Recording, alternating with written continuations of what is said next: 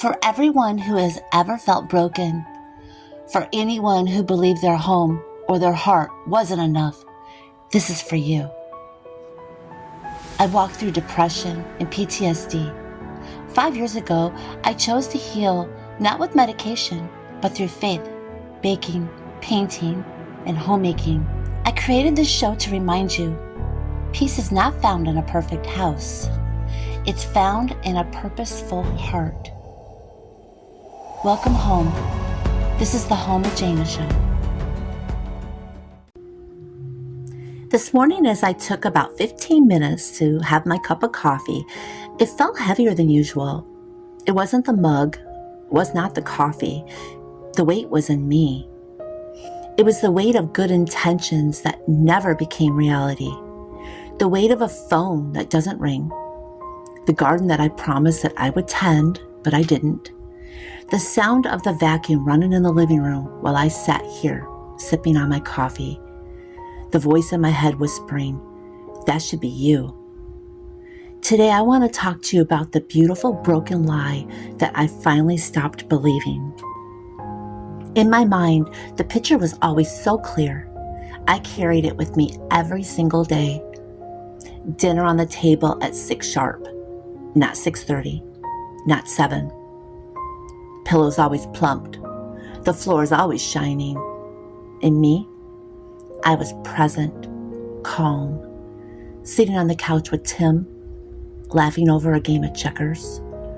The yard was neat, the roses always trimmed, and peace seemed to settle over every corner of the house. That was the picture I had in my head, the picture I measured myself against every single day. But life doesn't look like that picture. The other morning, I thought I was doing pretty good. I managed to get a package of chicken out of the freezer. Felt like a small victory. You ever have those? You pull something out of the freezer and it's like, yes, dinner is in motion. 1 gold star for me. Sat down with my coffee, just 15 minutes. Just me and my mug, a little bit of quiet. And then I heard it, the vacuum. My heart sank because my first thought wasn't, oh, thank you so much, Tim. It wasn't gratitude at all. It was guilt, pure guilt. The voice in my head, it started right in. You're lazy. You're failing. You should be doing that.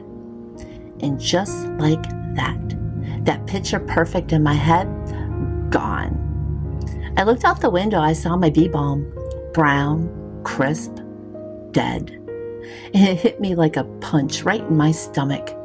I had so many plans for that plant. I was going to dry it for tea, make little sachets for the dresser drawers. Just a small, sweet piece of summer to carry into winter. But now, just brittle stems, wasted. And when money is tight, seeing something wasted, it feels like a failure. Not just dead plants. Proof that I'm not keeping up. Proof that I'm failing at being a good steward of what we have. The next day, I tried to do something small, something nice. I bought cheap fabric at Walmart. Thought I'd make little blankets for the cats. Something soft and something simple. I made two blankets. The cats curled right up on them, and for a moment, I felt good, like maybe I wasn't failing after all. Then I went to start the third one, and I lost the needle. I began to panic, sweeping my hands over the carpet. Tim was looking with his flashlight. I kept glancing at Tim's bare feet, praying he did not step on it. My thoughts were spinning. What if the cats step on it? What if Tim steps on it in the dark? What if we don't find it? It sounds ridiculous, doesn't it? A needle. But when you're already weighed down with guilt, when the bee balm is dead and the budget is tight, one lost needle feels like the last straw. After an hour of looking, Tim finally found it. Under all this, under the chores and the guilt, the daily noise, There's the heavier thing, the silence. My mom. I have prayed about what to do over and over. I've asked myself, should I reach out? Should I let it go? And in my heart, I felt the nudge. Call. Try to make amends. So last week I tried 5 times.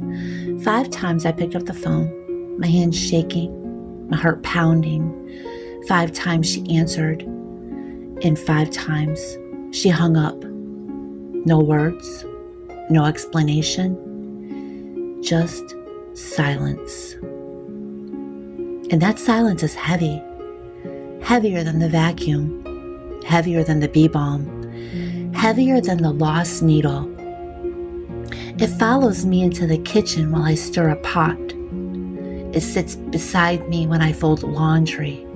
It climbs into bed with me at night when I try to sleep. I've written about some of these wounds before in my memoirs, not to dwell on the hurt, but to tell the truth. Because sometimes the only way to lighten the load is to speak it out loud and to write it down, to admit it's real. And that's what I try to do here with you too. Open the door to the parts of life that don't look picture perfect, so none of us feel so alone in them. And maybe you're sitting here with your own weight and your own story and your own silence to carry. Maybe it's not a phone call with your mom. Maybe it's something else. But if you've ever felt the ache of too much and never enough, all tangled together, then I see you. I know it can feel overwhelming, that word, overwhelmed. It's lived in my chest plenty of days. And out of my own trial and error, I put together something simple that might help you the way it helped me. A 5-step guide that I call the Overwhelmed Homemaker. It's not fancy, and it's not about adding more to your plate. It's about 5 small steps to steady yourself when the noise in your head is louder than the vacuum, or the dishes, or the to-do list. If you're interested and you want it, it is completely free. The link is just below this video. Take it as a gift from me to you. Because sometimes the smallest bit of guidance, the smallest permission to breathe, can be the first step back toward peace. That morning, with the vacuum in the background and the guilt in my chest, I thought, is this really it? Is this what it means to be a homemaker? To carry all this weight, all these shoulds, and never measure up? But later, after the noise settled, another thought came. Not accusing, just gentle. What if the problem isn't that I'm failing? What if the problem is the picture I keep comparing myself to? Because the picture in my head, that wasn't real. It was performance. Spotless house, perfect garden, dinner on the dot. But my real life, it's love. Messy, imperfect, sometimes frustrating, but love. Tim vacuuming wasn't shame. It was help. It was love. The bee balm, it bloomed all summer, fed the bees, brought me joy. Maybe its job wasn't to end up in my teacup. Maybe it already did its work. The lost needle. For an hour, Tim and I searched together. We were a team. Even my mom's silence, painful as it is, it doesn't erase the love I still carry for her. And that realization cracked something open in me. The lie that I believed is that my worth is tied to a checklist, that my title as a homemaker can be revoked by a pile of laundry or a dead garden.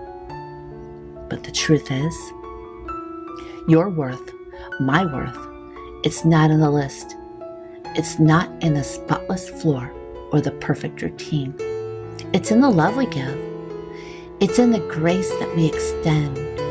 It's in the heart behind the home. And here's the part I don't always admit.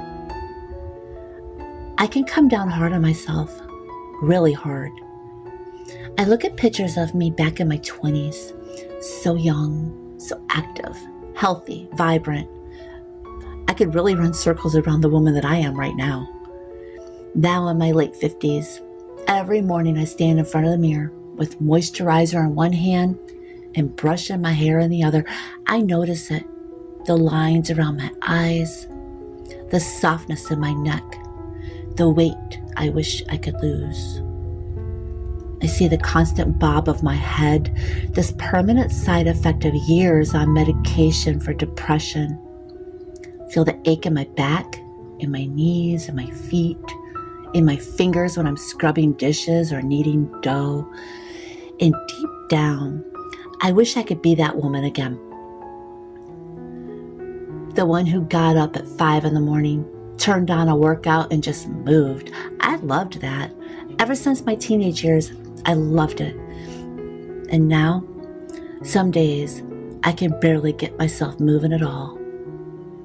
And that hits me harder than the dust or the dead plants, because it's not just about the house anymore. It's really about me. I miss that version of me. I really do. But maybe that's another lie, that only the younger version of me was worthy or strong or beautiful. Maybe this version of me, lines and all, has her own kind of strength. Maybe the weight of years has made me softer in some ways. Maybe that's not a flaw. Maybe that's a kind of beauty too.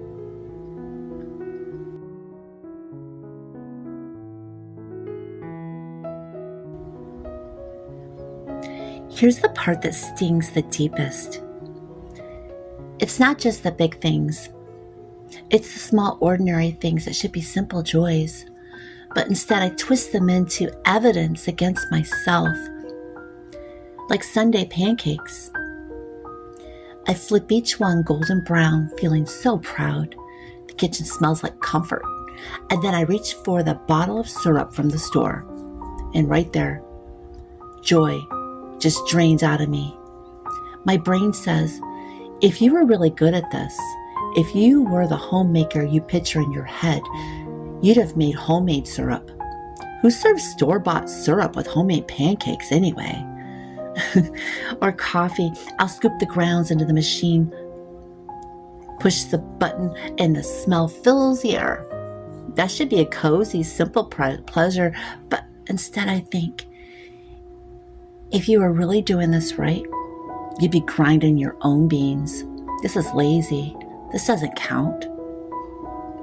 And then dinner, I can make a whole pork loin with all the fixings, set the table for me and Tim, and feel really good about it. But then later, when he gets snacky, I hear it again. You should have had homemade cookies ready. What kind of homemaker doesn't? It's not just guilt. It's a constant measuring pancakes against homemade syrup, measuring coffee against ground beans, measuring a full dinner against missing cookies, measuring myself against a picture of perfection that was never real to begin with. That's the weight no one warned me about. Not the weight of the work, but the weight of the should. And let me tell you, that weight is so exhausting. I can put in a whole day's worth of effort and still crawl into bed feeling like I failed.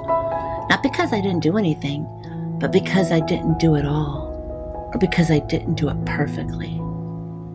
Maybe you know that feeling too. Maybe you've stood at your own stove, stirring a pot, and thought, I should have done more. We do that to ourselves, don't we? We ruin our own good by telling ourselves it isn't good enough. I've done it with pancakes, with coffee, with pork loin, with cat blankets, with bee balm, with phone calls that go unanswered.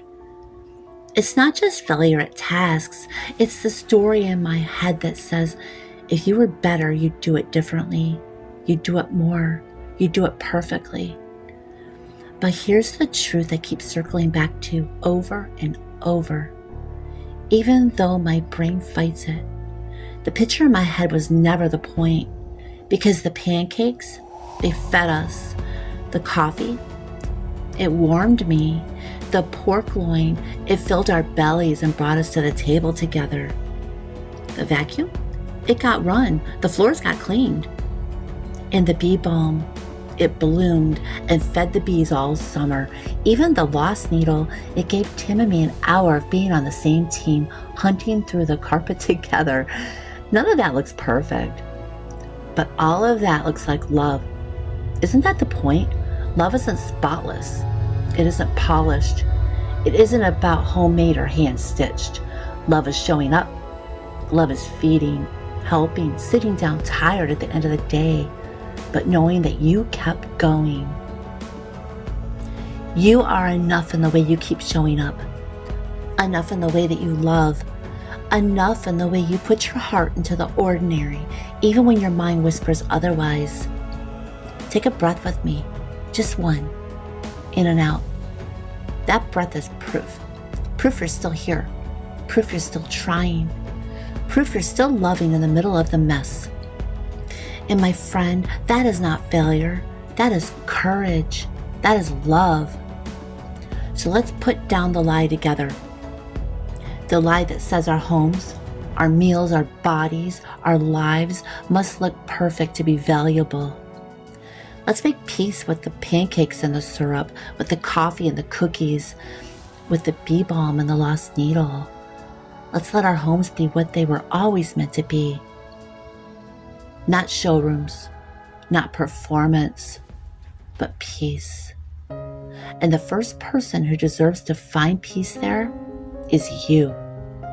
So tonight, when I set dinner on the table, when I pour the coffee, and when I curl up tired and undone at the end of the day, I am going to remind myself, this life, this messy, imperfect, ordinary, love-filled life is the real thing. And so is yours. Remember, your home doesn't have to be perfect to be beautiful, and neither do you. If you'd like to sit with me a little longer, my memoirs are linked below, pieces of my story that I've walked through and written down. And if you're feeling stretched thin, don't forget the free Overwhelmed Homemaker 5-step guide I mentioned earlier. That's down there too, waiting for you when you need it. Thank you so much for sharing this time in my kitchen, and for listening, and for letting me be real with you. You are enough. Your love is enough. Take a deep breath and give yourself grace. And I'll see you next time.